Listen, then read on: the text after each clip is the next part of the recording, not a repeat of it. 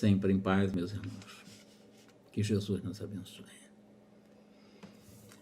Faremos uma breve reflexão a respeito do princípio vital e reprodução humana com o emprego de células-troncos embrionárias descartável. Há muitos estudiosos que fazem algumas referências às atividades do princípio vital, propriamente dito,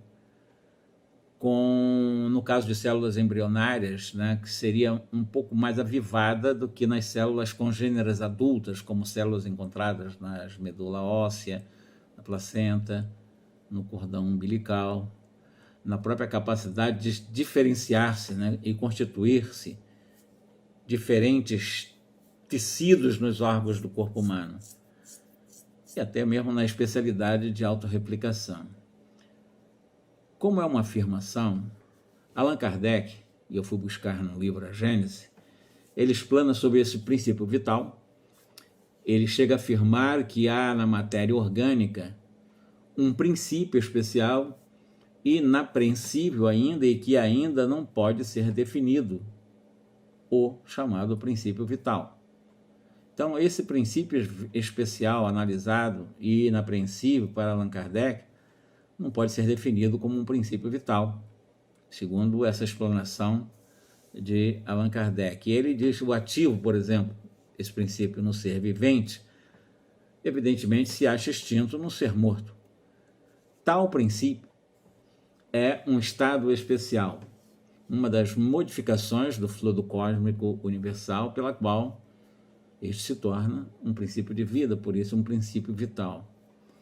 A vida, como efeito decorrente de um agente ou do princípio vital sobre a matéria, tem por sustentação a matéria e o princípio vital em estado de interação ativa, de forma continuada, decorrente da mesma fonte original, fluido cósmico universal, pois reside nesse magnetismo ou nesse fluido magnético animal, que por sua vez não é outro senão o próprio fluido vital, e tem evidentemente condição peculiar de veicular o contato com o princípio espiritual. Por isso que o Allan Kardec faz essa análise desse agente, desse princípio vital sobre a matéria. Obviamente, não são a mesma coisa princípio espiritual e o princípio vital. São coisas distintas. A matéria, ela tem uma vitalidade independentemente do espírito. E o espírito tem também uma vitalidade independente da matéria. Essa dupla vitalidade física ou espiritual repousa em dois princípios diferentes. O princípio vital é um só para todos os seres orgânicos, modificado segundo as espécies de cada ser. É ele, o princípio vital, que lhes dá o movimento, atividade, distingue da matéria inerte, portanto, e evidentemente que o movimento da matéria, propriamente dito, não há vida, por exemplo, não existe o princípio vital numa rocha, nos minerais. Esse movimento, ela recebe, mas não dá. Portanto, a intensidade só se altera na diferença das espécies, considerando os elementos organizados. Falando de princípio vital só nos elementos orgânicos. Esse agente sem a matéria não é a vida, pois é preciso a união das duas coisas para a produção da vida. Princípio material, princípio espiritual. O princípio vital é a força motriz dos corpos orgânicos, como nós dissemos e reafirmamos nesse artigo. E, ao mesmo tempo em que o agente vital estimula os órgãos, a ação dos órgãos mantém e desenvolve a atividade desse agente vital, quase do mesmo modo como você vai atritar, fazer um atrito, né, com algum produto ou qualquer tipo de atrito com algum material, você produz calor. Você esfregar uma mão com a outra, você produz calor também. Há uma reação. Quanto à quantidade de fluido vital, não é absoluta e não é a mesma em todos os seres orgânicos, como nós dizemos, reafirmamos com Allan Kardec. Varia segundo a espécie e varia entre indivíduos da mesma espécie também. Então não existe esse mesmo quanto. Existem alguns elementos, né, que se acham, por assim dizer, até bastante saturados, encharcados desse fluido. E há outros da mesma espécie que possuem uma quantidade apenas suficiente, reduzida, né? Daí porque para alguns a vida parece ser mais ativa, parece ser mais tenaz, e de certo modo até a vida para alguns parece que é superabundante sob o ponto de vista físico. A quantidade de fluido vital também, como é um quantum, ele se esgota, pode tornar-se insuficiente para a conservação da vida orgânica, se não houver uma renovação, se não for renovada pela absorção, pela assimilação das substâncias que a compõem, né, que de uma forma que o contém. Então, o fluido vital, que é o espírito, olha só, o fluido vital, que o espírito, de certo modo, emite, dá vida artificial e momentânea aos corpos inertes. O perispírito, por exemplo, não é mais do que esse mesmo fluido vital. O próprio perispírito segue-se que, quando o espírito ele está encarnado, é ele próprio quem dá vida ao seu corpo, por meio do seu perispírito, conservando-se unido a esse corpo enquanto a organização deste o permite. Quando se retira, o corpo morre. Obviamente, quando sai o fluido vital, né, quando é retirado, o extinto fluido vital, o corpo não resiste. Existem algumas instâncias para analisar a questão. Por exemplo, a primeira, antecedente à fecundação, e o propósito da existência dos gametas masculinos e femininos no cumprimento das finalidades da encarnação e da reencarnação do espírito. Agora nós vamos começar a tocar no assunto sob o ponto de vista de fecundação, utilização dos fluidos vitais e a diferenciação entre uma célula tronco-embrionária, que nós já mostramos também, e do próprio célula, uma célula tronco adulto, mas que não embrionária. Então existem essas instâncias aí para uma análise da questão. A primeira é exatamente o que antecede uma fecundação, o propósito de uma existência dos gametas masculinos e femininos no cumprimento dessas finalidades de encarnação e de reencarnações de seres espirituais.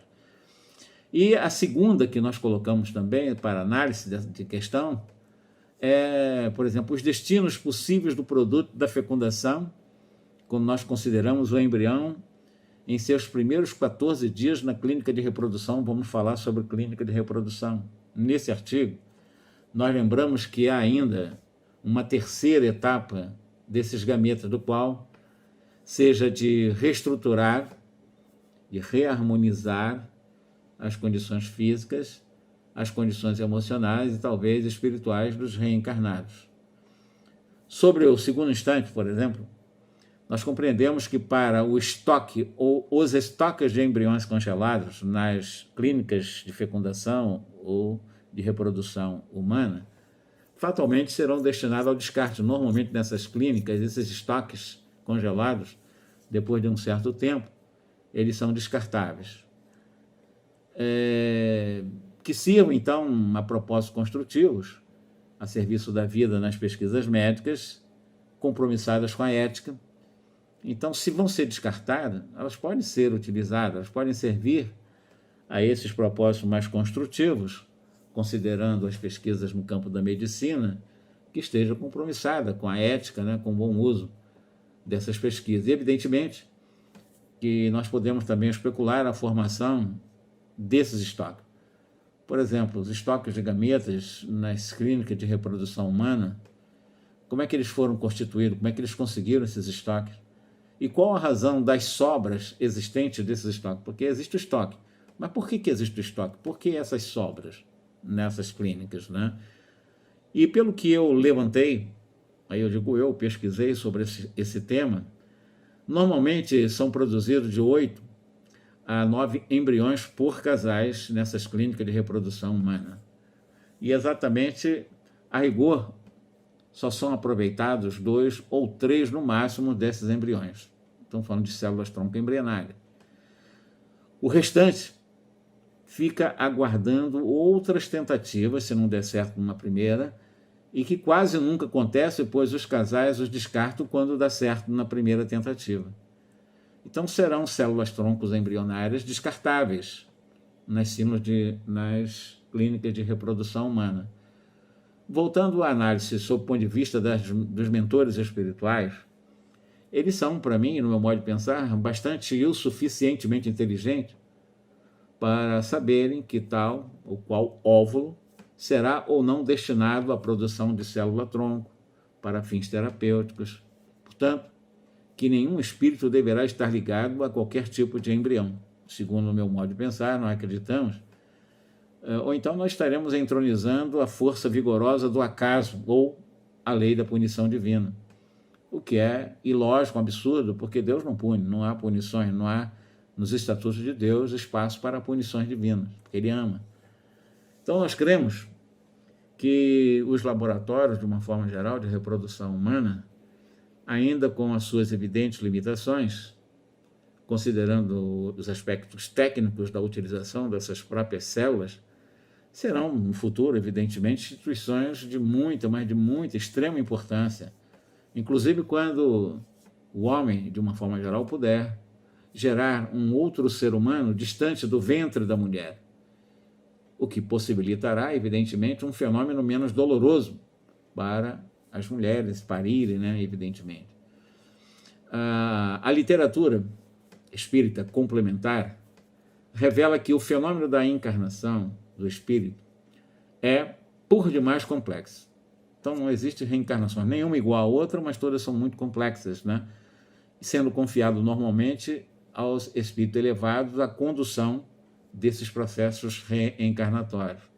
O próprio André Luiz, ele traz obra na sua literatura nos explicando as leis divinas, que são universais, que são justas, né? E como tal, é absolutamente natural que a reencarnação obedeça a princípios automáticos, tendo em vista, sobretudo, que esse processo se repete há milhões de anos. Então, o processo reencarnatório, embora a sua complexidade coordenada por espíritos superiores elevados, mas obedece por princípios, né, dentro das suas repetições há milhões de anos, exatamente a automação, é um princípio automático, né?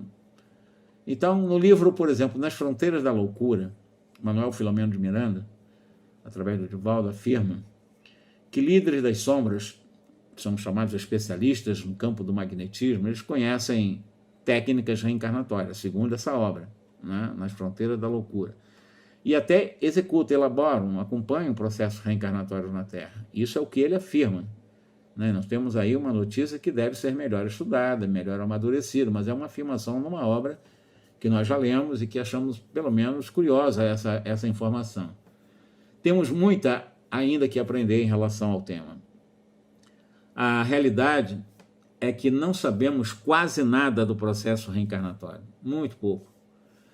Prendemos-nos ainda hoje às descrições feitas por alguns pesquisadores no campo da ciência, como o Jim Tucker, que é seguidor do Ian Stevenson lá nos Estados Unidos, o Banerjee também, que fez um trabalho de pesquisa nisso. Existem outros que estão fazendo por processo terapêutico de regressão, como Helen Bambar, Kenneth Wright e outros que estão fazendo algumas análises no campo da psicologia ou da medicina, mas pesquisa de peso mesmo nas ordens espíritas, não há essa relevância de estudo sobre reencarnação que tenha sido ou está sendo levado a efeito, exceto essas notícias de André Luiz, é o que nós estamos falando aqui exatamente sobre isso. Poucas vezes nós tivemos descrições dos espíritos que, delineando algum processo, e muitas vezes temos até assumido como verdades opiniões e algumas descrições particulares no que tange à reencarnação. O assunto, com certeza, em que pese particularmente o meu convencimento, nós procuramos demonstrar, até em alguns estudos que fizemos e que registramos também, por demasiado complexo, eu diria, esse tema, né? E óbvio, nós não detemos, embora como pesquisadores, a palavra final, né? A palavra realmente mágica que resolve essa questão e que estaria realmente totalmente descomplicado esse assunto. Não. Fecundação é um processo de criação. e está necessariamente submetido, né, ao princípio, primeiro, de que nada se cria, pelo menos sem que a criação presida um desígnio superior. Isso está no Livro dos Espíritos, na questão 336, quando os Espíritos dizem que nada se cria sem que a criação presida um desígnio superior. Então, sempre no processo de criação existe um desígnio superior. Em relação a esse momento, por exemplo, a questão 338, ainda, perdoe, do Livro dos Espíritos, revela que o espírito é designado antes que soe um instante em que haja de unir-se a um corpo. Então, a fecundação, ela estaria em uma das pontas como a chave para iniciar um processo da ligação de célula a célula do perispírito com o corpo em formação. Isso nós sabemos que é certo. Porém, nós não podemos perder de vista, que muitas mães, elas podem gerar filhos só pelo intenso desejo de tê-los, sem que haja qualquer espírito destinado a um corpo gerado ideoplasticamente por essa mãe, que é desejosa de ter um filho, que se formará, é claro, ao nascer, mas não terá vida, porque é uma ideoplastia. A mãe que tem um desejo muito ferrenho, mas não tem espírito ali reencarnando. E a mãe pode gerar esse filho por esse processo ideoplástico, né? Por essa vontade muito firme. Recordando o texto que nós publicamos há algum tempo, nós não vemos nenhum sentido em você fazer acoplamento, em fazer uma colagem de um espírito a um embrião que jamais se desenvolverá, a não ser se for por ajuste à lei de causa e efeito, como sucede hoje com o aborto não provocado. Aí seria um outro tipo de análise que poderíamos fazer, a lei de causa e efeito nesse processo. Mas imaginar um espírito realmente preso, aprisionado, algemado a um embrião que estará fadado a um descarte, é muito difícil a lógica dizer que isso está acontecendo normalmente. Reenfatizamos a interpretação dos conceitos de que no Espiritismo os embriões desenvolvidos para as pesquisas ou aqueles que não utilizados pelos casais em processo de fertilização assistida não possuem alma, sendo passíveis, portanto, de destruição em prol da vida de outros. Ou seja, você utiliza essas células troncos embrionárias para exatamente ajudar vidas, né? Até salvar vidas, recuperar vidas de outros seres. Então, seria um processo de destruição, mas para a construção de vida, para a manutenção de vida. No âmbito da doutrina espírita, nós não vemos nenhuma consequência maior ou inconsequência à utilização de célula-tronco nesse sentido, no fato de que vários embriões não cheguem a bom termo e vão ser descartadas essas células. Nós não estaríamos matando um ser, nem traumatizando um espírito que esteja algemado a uma célula-tronco em processo de congelamento, né? Totalmente congelado, hibernado durante alguns anos. Como bem assinalamos no artigo que nós publicamos recentemente, nos embriões pode haver espíritos ligados ou não, como também aventado na questão 356 do Livro dos Espíritos, né? O cientista não estaria modificando a destinação do embrião. No meu modo de pensar, não. Alheio a qualquer propósito de abrigar um espírito na reencarnação, ainda estaria fora das cogitações humanas em face da insuficiência de conhecimentos, de abordagem desse tema, reconhecer que nele existe ou não um espírito ligado a uma célula-tronco embrionária. É muito complicado você fazer uma afirmação, ou de sim ou de não. Mas, de qualquer maneira, é bem verdade que nós não possuímos instrumentos seguros para saber se há ou se não há desencarnado destinado a tal ou qual embrião. Está lá um embrião, está lá uma célula-tronco embrionária, e qual espírito vai estar destinado àquela que está em congelamento. Meio complicado, isso aí fica um troço meio de loteria, né?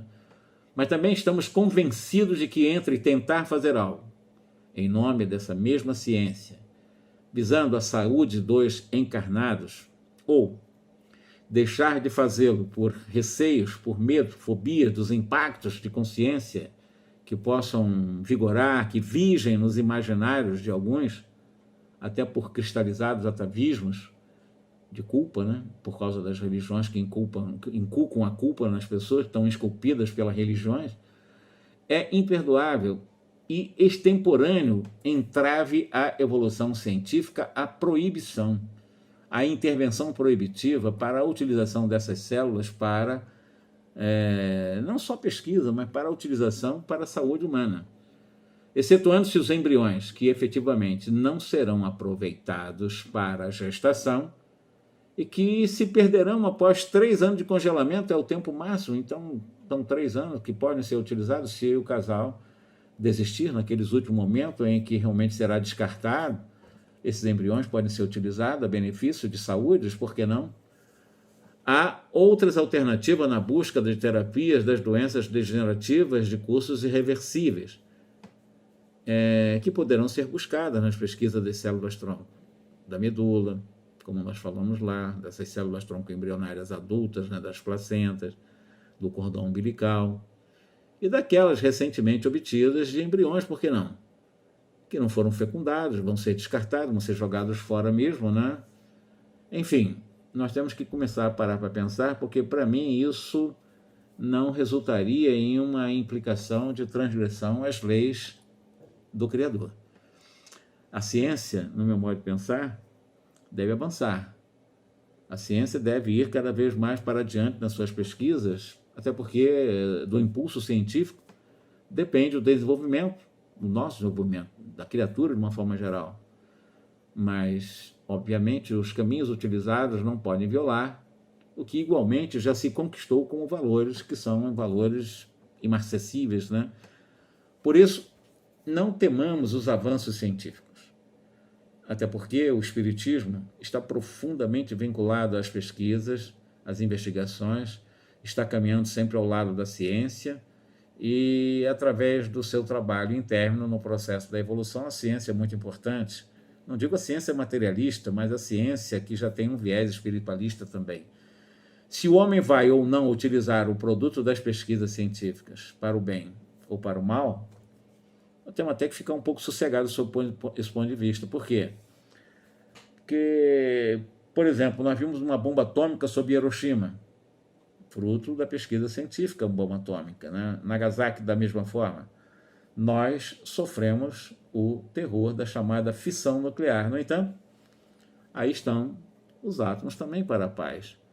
Então, nós não temos que temer que possam utilizar essas células a fim de prejudicar o movimento evolutivo de um ou outro espírito destinado para um ou outro embrião em congelamento que, no prazo máximo de 3 anos, são descartáveis. Tudo isso tem que ser pensado, tudo isso tem que ser colocado na balança da racionalidade, do bom senso, a fim de que, caminhando ao lado da ciência e com o que a ciência diz, aliás, até o Allan Kardec explica muito bem, de que se a ciência mostrar que nós estivermos realmente em falha em um ou outro ponto teórico, nós deixamos esse ponto vulnerável e seguimos a ciência. Embora o Espiritismo até hoje tenha realmente ultrapassado os pontos da ciência estar parada no campo materialista. Mas não tenhamos essa preocupação, né? Porque ainda que o átomo tenha sido utilizado, como eu termino essa nossa fala agora, para a formação, para a criação de bombas atômicas, como foi o caso utilizado em Hiroshima e Nagasaki, né, com essa fissão nuclear, mas os átomos também estão sendo utilizados para a paz, e muito nos hospitais, para descobrir, para a prevenção de doenças, e, enfim, é tudo uma questão de usar o bom senso, a lógica, e não colocar realmente num índice proibitório, chamado Librum Prohibitório, né, aqueles que estão fazendo pesquisas no campo das células tronco embrionárias e tê-los como verdadeiros malfeitores da humanidade, querendo ser exatamente catalogados como abortistas e etc. Eu não vejo dessa forma. Eu procuro usar exatamente na prudência o bom senso e ficar ao lado da ciência, considerando, embora a ciência é um pouco materialista, mas tem seres espiritualistas trabalhando uma ciência materialista que tem exatamente a própria ética, que faz com que, pela ética, a ciência possa trazer benefícios extraordinários para o ser humano, com certeza absoluta. Que Jesus nos ampare, nos abençoe, nos inspire também, e que possamos estar sempre prontos para seguir aquilo que a ciência propõe para o bem da sociedade, para o bem-estar da sociedade, né?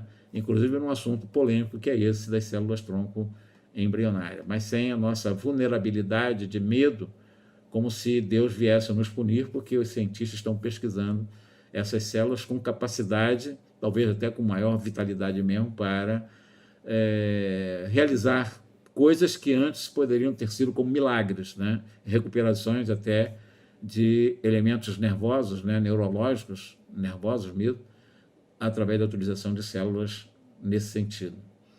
Uma ótima tarde, dia ou noite para quem estiver assistindo essa live, que Jesus nos abençoe.